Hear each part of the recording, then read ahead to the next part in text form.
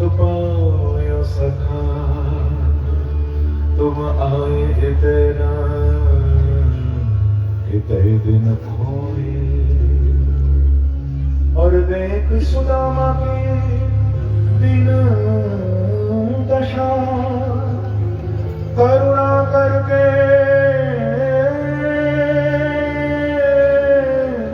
करुणा निधि रोए पानी परात को हाथ छुओ नहीं नैनन के जल सो पग धो।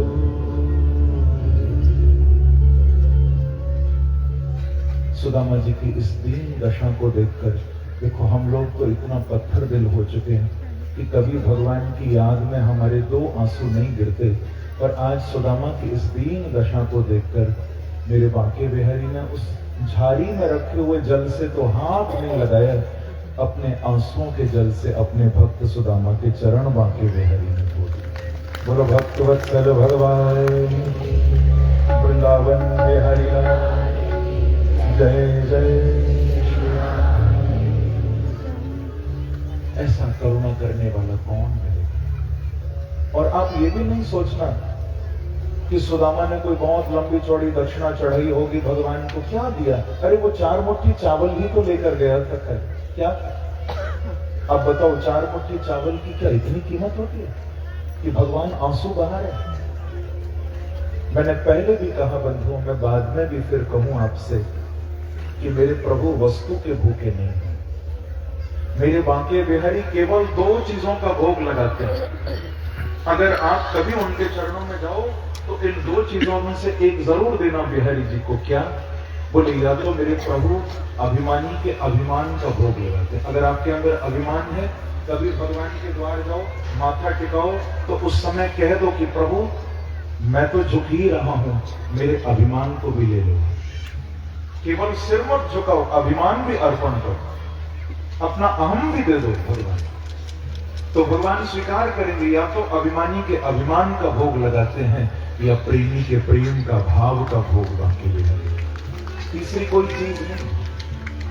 आप कुछ भोग भी दो तो उसमें भाव मिला तो प्रभु स्वीकार कर। एक बार कहिए श्री राधे। आगे बंधुओं श्री सुखदेव जी महाराज ने फिर बताया कि सुदामा जी मिलकर भगवान से बहुत कुछ प्राप्त किया। ये कमाल की बात है कि भगवान ने दिया तो बहुत कुछ, पर प्रभु ने बताया नहीं कि मैं दे रहा हूं। बोले दिया तो बहुत, लेकिन सब पीछे से भिजवा दिया। क्योंकि हम लोगों में और परमात्मा में, ईश्वर में यही अंतर है। हम तो यदि 100 रुपया भी दे देना किसी को, मरते दम तक नहीं बोलते, बार बार याद दिलाते, देख मैंने 100 रुपए दिए थे, तुझे याद है ना?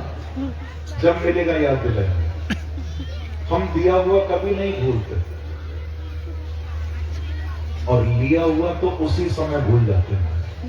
अभी किसी से लिया हो, कल उसकी शक्ल नहीं पहचानते, तुरंत ही भूल। एक व्यक्ति ने किसी से उधार ले रखा था, वो रोज मांगने आता था, रोज उसको टालता, वो रोज आता, अरे भैया मेरे पैसे लौटा, अरे तू कल आना, फिर कल आके अरे मेरे पैसे लौटा, कल आना। बोला रोज कल कल करता है, कब आऊं? बोली तू आता ही गलत टाइम पर है। बोले सही टाइम आने का कौन सा है? बोले जब मैं घर पर ना हूं। प्रेम से कहो उसकी रात। तो हम लोग लेकर भूल जाते हैं और दे दें किसी को तो मरते दम तक याद रखते हैं। देते थोड़ा है, गाते बहुत ज्यादा हैं, पर मेरे बांके बिहारी देते अनंत हैं, गाते कभी नहीं है। दिन रात देने में लगे हैं, दिन रात दे रहे हैं, पर कभी नहीं कह रहे कि मैं दे रहा हूं, कभी नहीं कहते, दिन रात। तो सुदामा जी को भी अनंत अनंत दिया। जब सुदामा लौटे थे ना अपने गांव, देखो कथा तो ऐसी है कि मैं गाऊंगा तो पूरी रात हो जाएगी सुदामा चरित्र में, और फिर होशियारपुर वालों को ठंड भी तो लगेगी। हाँ नहीं लगती? नहीं, अरे भूख तो लगेगी, मुझे तो लगती है। पंजाब आती मेरी सारी टाइमिंग इधर की उधर हो जाती, सब अस्त व्यस्त, न खाने का होश, न सोने का होश। और पंजाब वाले तो बैठे ही रहते हैं, उठते ही नहीं है, बस शॉल वॉल ओढ़ के अपना हमारे एकदम टाइट होके बैठ जाते। गाँव कथा प्रेम से कहो। अगर सुनने वाले आप जैसे प्रेमी श्रोता हूं तो मैं तो जिंदगी भर कथा कहता रहूं। ये कथा कोई साधन नहीं है। भागवत में लिखा है कि कथा प्रभु की, ये सत्संग, ये केवल साधन नहीं है। इसको पहले साधन की तरह अपनाओ, उसके बाद कथा को भोजन बना लो और फिर इस कथा को अपना जीवन बना लो तो आनंद आ जाए।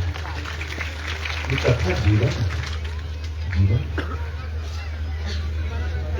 जिस दिन न गाएं तो ऐसा लगता है कुछ किया ही नहीं। ये जीवन है प्रभु का। आज सुदामा जब अपने गांव में लौटे, क्या देख रहे हैं, जहां पर टूटी फूटी झोंपड़ी थी ना, विशाल महल पर। सुदामा जी महाराज बोले कि ये हम कहाँ आ गए, कहीं ऐसा तो नहीं दुनिया गोल है फिर घूम फिर कर द्वारिका ही तो नहीं पहुंच गए, कहाँ आ गए?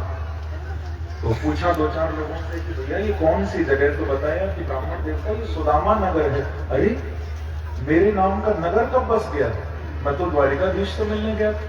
गुजरात में शहर है ना सागर के तट पर, नाम है पोरबंदर, बहुत बड़ा पोर्ट है वो, मैंने दर्शन किया। वो पोरबंदर का ही प्राचीन नाम सुदामा नगर था। आज भी वहां सुदामा जी का महल है, मंदिर बना हुआ। अब ढूंढने लगे कि मेरी झोंपड़ी कहाँ, मेरी ब्राह्मणी कहाँ। देखा तो बड़ा महल खड़ा, न पत्नी है, न बच्चे हैं, न झोंपड़ी है। अब तो सुदामा जी पेड़ के नीचे बैठे बैठे रोने लगे और बोले कि भैया अच्छो द्वारिकाधीश से मिलवे गयो, मेरी मढ़ैया की मढ़ैया गई और लुगैया की लुगैया गई। ये ब्रज भाषा का थोड़ा आनंद है, यानी झोंपड़ी भी गई, ब्राह्मणी भी गई। कहाँ ढूंढूं? अंदर सुशीला बैठी हैं। उन्होंने जब देखा कि हमारे पति आ गए, तुरंत नौकरों को भेजा कि यही है स्वामी तुम्हारे, जल्दी बुलाओ। नौकर आए बाहर और हाथ जोड़कर बोले कि महाराज जल्दी चलो, जल्दी चलो। बोले भैया कहाँ चले? अरे आपको महारानी बुला रही है। अब सुदामा और परेशान कि एक तो अपनी मिल नहीं रही है, दूसरी महारानी कहां से? मैंने कुछ गलत तो नहीं कर दिया, ये महारानी क्यों बुलाती है? जैसे तैसे अंदर गए डरते डरते, और वही सुशीला ना जो 2 साड़ी में जीवन काट रही थी, अब स्वर्ण आभूषणों से, रत्नों से सजी खड़ी है, क्योंकि सब संपत्ति आ गई ना, अब तो पूरा वैभव सजी खड़ी है। सुदामा एक बार को पहचाने ही नहीं सुशीला को, अंदर जाकर सीधे पैरों में लेट ही गए और बोले महारानी आपको प्रणाम है। बोले कुछ गलती भी की हो तो पहले ही प्रणाम कर लो महारानी। मोती वाला था। सुशीला ने जब देखा कि ये क्या कर रहे हैं, तुरंत हाथ जोड़कर उठाया, महाराज क्या कर दो, आंखें खोलो, गौर से देखो, मैं आपकी पत्नी सुशीला। जो गौर से आंखें खोलकर देखी, अरे सुशीला ये क्या है लीला, लाल साड़ी पे बॉर्डर पीला और मेरे सिर में 2-2 चुटीला, प्रेम से कहो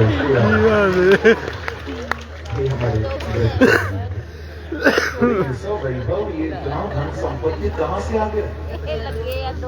जोर जोर से रो। सुशीला बोली आप चुप तो हो तो मैं बताऊं, इतना रोते क्यों हो? सुदामा बोले सुशीला मोल तो ऐसा लगे मेरे जाते ही तेने दूसरा ब्याह रचा लिया, नहीं तो इतना धन कहां से आएगा?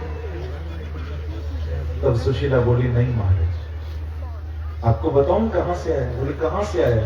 बोले आप सोच भी नहीं सकते, इतना भी आप दिमाग नहीं लगा सकते, कौन देगा? अरे जिनके चरणों में आप गए थे उन बांके बिहारी के चरणों से ही ये सब कुछ आया है, और कौन देगा? वृंदावन बिहारी लाल, और कौन देता है? उन्हीं के चरणों से। अब तो सुदामा रोए सो रोए, अच्छा मुझे बताया भी नहीं, इतना सब कुछ भेज दिया।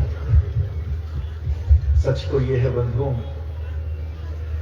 कि तेरी नजरें पड़ी तो कमल हो गए, तेरी नजरें पड़ी तो कमल हो गए प्यारे, तेरी बातें करी तो गजल हो गए। तेरी नजरें पड़ी तो कमल हो गए, तेरी बातें करी तो गजल हो गए। मेरी हस्ती तो थी जैसे टूटा मकान, पर तेरी कृपा हुई तो महल हो गए प्यारे, महल हो गए महल। सुदामा जी रोने लगे, ये सब कृष्ण है। और फिर आगे पूरा जीवन सुख भोगते हुए, भजन करते हुए अंत में सुदामा जी प्रभु के धाम पधारे।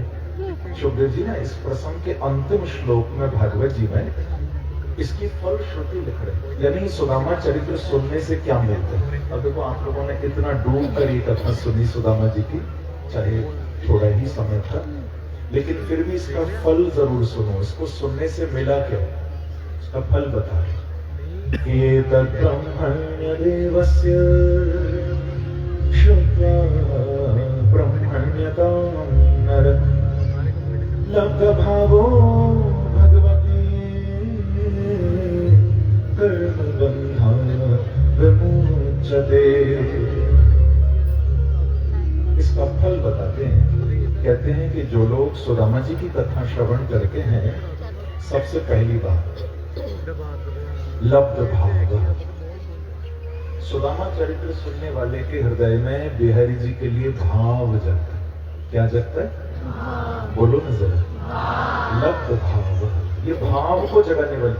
अब आपने चाहे थोड़ी देर सुनी, पर मुझे विश्वास है कृष्ण के प्रति भाव जगा होगा। ये भाव जगाने वाली है। और दूसरा, इसका फल कितना कमाल का कि कर्म बंधात् विमुच्यते।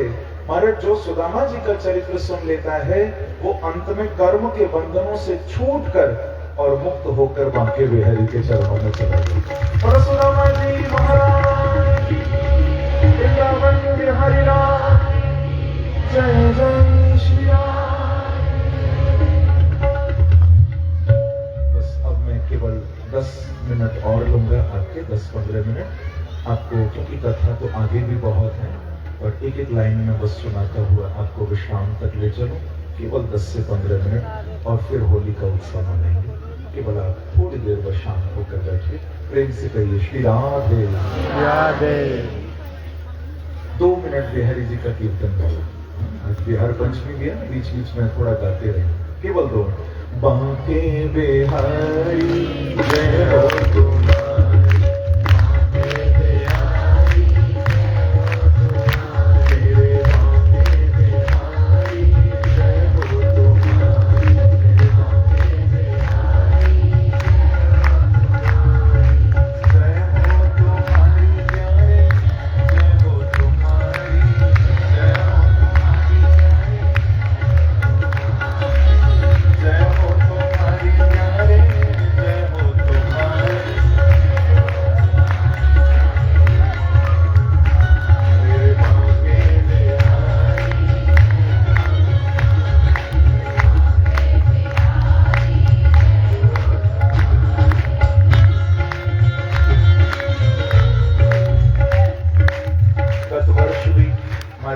पधारे थे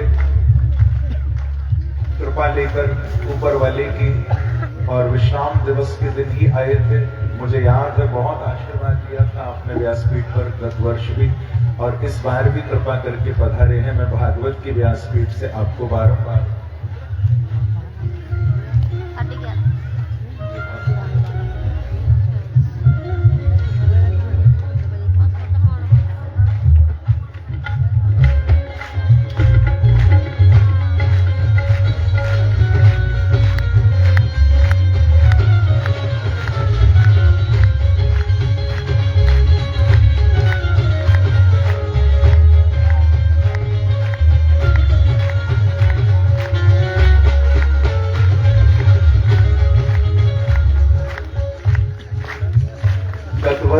जब आए थे, तो मैं शायद होली गाकर जब मैं उतरा, तो आपने मुझे कहा कि ये जो मैंने शॉल दुशाला ओढ़ा कि वो मुझे आप दीजिए भागवत का प्रसाद।